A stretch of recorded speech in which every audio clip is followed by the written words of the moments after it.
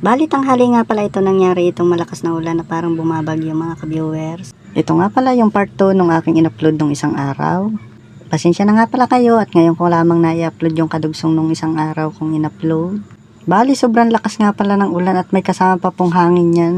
Doon sa nauna ko nga palang in-upload nung isang linggo mga ka-viewers ay meron po akong nasabi sa inyo na may dumaan nga pala dyan na ipo-ipo.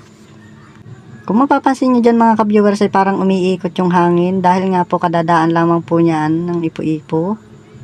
Bali hindi ko na nga pala nakuhaan ng video yung pagdaan ng ipo-ipo.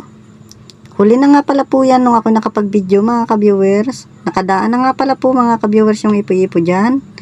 Bali ang inaalala ko nga pala dyan na yung tanim po nating saging baka po maputol.